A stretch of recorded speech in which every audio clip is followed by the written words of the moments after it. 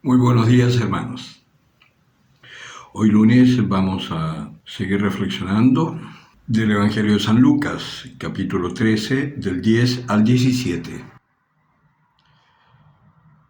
En aquel tiempo estaba Jesús un sábado enseñando en una sinagoga y había una mujer a la que un espíritu tenía enferma hacía 18 años. Estaba encorvada y no podía en modo alguno enderezarse. Al verla, Jesús la llamó y le dijo: mujer, quedas libre de tu enfermedad. Y le impuso las manos, y al instante se enderezó y glorificaba a Dios. Pero el jefe de la sinagoga, indignado de que Jesús hubiese hecho una curación en sábado, decía a la gente: hay 6 días en que se puede trabajar. Venid pues esos días a curaros, y no en día de sábado. Le replicó el Señor: hipócritas, ¿no desatáis del pesebre todos vosotros en sábado a vuestro buey o vuestro asno para llevarlo a abrevar? Y a esta que es hija de Abraham, a la que ató Satanás hace ya 18 años, ¿no estaba bien desatarla de esta ligadura en día de sábado?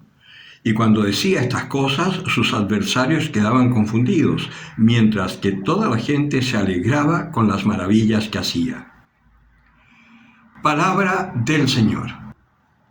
Si tú quieres ser verdaderamente cristiano, inevitablemente vas a ser controversial, tal como Jesucristo lo era. Dentro de su misma iglesia no lo entendían. Generaba confusión porque él hablaba desde el Espíritu conforme a la ley que Dios había dado del Espíritu y no conforme a la ley humana, terrena, que tenía el pueblo de Israel, que en su tiempo era necesario que la vivieran y que la intentaran practicar, sobre todo para darse cuenta que es imposible practicarla. La famosa ley, los 10 mandamientos, que como siempre les digo, no son mandamientos, son sentencias de Dios, no se pueden cumplir. Ya hemos hablado en más de una oportunidad de este joven rico que quería hacer más todavía, y Jesús le habla a partir del 5.º mandamiento y él dice: todo eso lo he hecho desde mi juventud. Y el Señor entonces le dice: te falta una cosa, anda, vende todos tus bienes, entrega esa plata a los pobres, luego toma tu cruz y sígueme. Claro, eso no está en los mandamientos propiamente tal. En las 10 sentencias el Señor no dice que entregues la plata a los pobres, a lo más te dice que no ambiciones los bienes ajenos. Pero, ¿qué significaba eso? Jesús está mostrándonos con ese pasaje que la ley no es para ser cumplida, sino que es para que tomemos conciencia de nuestro pecado, que es lo que verdaderamente nos impide ser feliz y unirnos a los demás, amar a los demás y perdonar a los que nos hacen daño. Y este joven, con eso que le dijo Jesús, se dio cuenta de que amaba más sus riquezas que a Dios. Y por eso se fue muy entristecido, porque tenía muchas riquezas. Precisamente la controversia que se produce hoy con los fariseos en la sinagoga, vale decir, con los curas u obispos que estaban en ese momento en la iglesia, es que Jesús hace algo en un momento en que, según la ley, no se puede hacer, que es hacer algún esfuerzo el sábado, porque el sábado era el día en que Dios descansó, por consiguiente no se podía hacer nada, y hasta el día de hoy los judíos siguen teniendo esa ley. Yo les comentaba hace un tiempo ya que, estando en Jerusalén, me tocó estar en un Shabbat, en un sábado, en un hotel. Había un ascensor para los goyim, que son los paganos que podían estar en el hotel, como el caso de nosotros los cristianos, y un ascensor para los judíos. Ese ascensor de los judíos era como esas... en Chile se dice la micro Matadero Palma, que va desde el Matadero hasta la Palma, parando en todas las esquinas, ¿no? Me imagino que habrá algún recorrido en cada país en donde haya una movilización tan popular que tiene paradas cada 2 cuadras. Ese ascensor para en todos los pisos y está constantemente subiendo y bajando, parando en cada piso, aunque esté vacío, porque está automáticamente para que ni siquiera hagan el esfuerzo de apretar el botón del piso que corresponde. Hasta ese punto son exagerados en el cumplimiento de la ley. Y Jesucristo precisamente nos está hablando de otra ley que es mucho más importante, que es la ley del amor, la ley de la misericordia.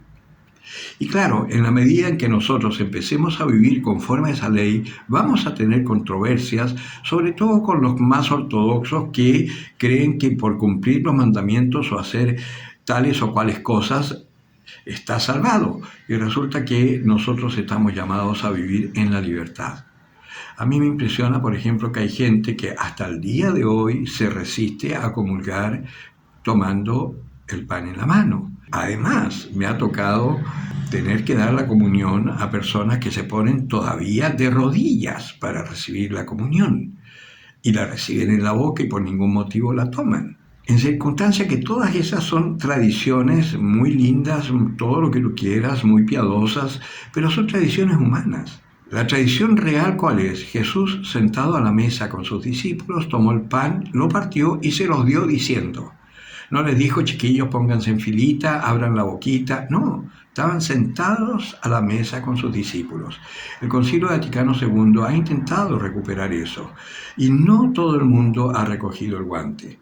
De las 5 propuestas que hubo para reforma del templo, el neocatecumenado tomó una, que es una iglesia transformada como el cuerpo de Cristo.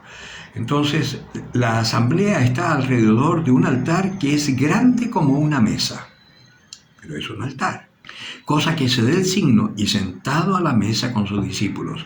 En el medio está el presbítero, frente a él, un poco más abajo, el presbítero más arriba, como la cabeza, un poco más abajo, frente a él, no al costado, así como con la boca chueca, el atril de la palabra, el ambón, con la escritura que se proclama, porque es la boca de donde sale, y la boca, si está chueca, es porque tiene parálisis, pero si la boca es al frente. Enseguida, un poquito más abajo del cuerpo, que es lo que está la garganta y el estómago, entonces ahí está la mesa, y alrededor de esa mesa, el cuerpo de Cristo, que somos los fieles.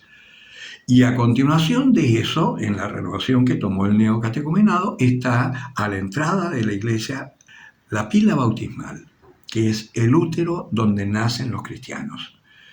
Hay una iglesia, hay muchas en el mundo, pero acá en Chile, por ejemplo, hay una que yo tengo la alegría de haber sido un poco el promotor de la construcción de esa iglesia y que gracias a Dios el sacerdote que estaba de párroco en ese momento cogió el guante y siguió con la obra aun cuando yo ya después no estaba con él y terminó, que son los Santos Apóstoles, que queda en la comuna de Recoleta. Si alguno de ustedes, los que no son chilenos, se interesan por verla, pues ahí van a ver ese templo que es maravilloso y está además en una comuna popular. Y ahí pasó un poco también el escándalo de los fariseos. ¿Cómo se gasta tanto dinero en una comuna tan pobre? El pecado de Judas. Podría haberse invertido en casas, pero lo que los fariseos no saben es que la gente del barrio, hasta el día de hoy, esa parroquia es la única parroquia que no tiene ningún muro pintado, porque los mismos muchachos del barrio y la misma gente del barrio cuida su casa. Trabajaron, hicieron colectas, hicieron fondas para el 18, vendieron empanadas, vendieron completos, hicieron 20.000 rifas para juntar plata para construir su templo. Cuando conocieron el proyecto, que quedaron maravillados porque no podían creer que les quisieran hacer una iglesia de ricos para ellos que eran tan pobres. Se sintieron honrados como personas, dignificados como personas. El gran problema que tiene la iglesia hoy, y por eso también ha ido perdiendo gente y la han ganado los evangélicos, es que nosotros hacemos iglesias de pobres para pobres e iglesias de ricos para ricos. Y los evangélicos hacen iglesias de ricos para los pobres. Por eso los templos evangélicos hoy son mucho más hermosos que las iglesias que tenemos nosotros. En el Redemptoris Mater de Medellín, por ejemplo, la capilla tiene esa forma. Los que a veces asisten a las misas que se celebran en mi seminario, ahí pueden ver también que tiene esa misma forma.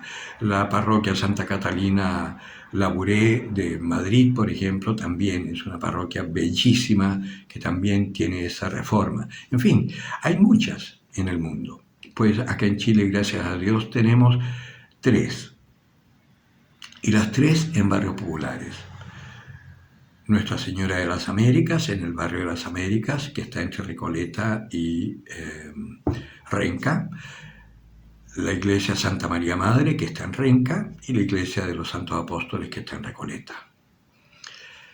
Bueno, esto para decirles que no tenemos que tener miedo de que los fariseos se espanten, porque nosotros tenemos que pensar fundamentalmente en el bien de nuestros hermanos. Y evangelizarlos es el primer bien que podemos hacer. Manifestarles el amor de Dios, expresar con nuestras actitudes el perdón a nuestros enemigos, la comprensión a los que no nos comprenden, el amor a los que nos odian. Esa es la ley del amor. Esa es la única ley que puede salvar al mundo. Así que no tener miedo de anunciar al Señor. Y aunque nos hagan callar, porque el mundo pronto nos va a querer hacer callar, no tener miedo y seguir anunciando el amor del Señor a todo el que lo necesite. Perdónenme lo que me he alargado hoy, pero el que tenga oídos para oír, que oiga.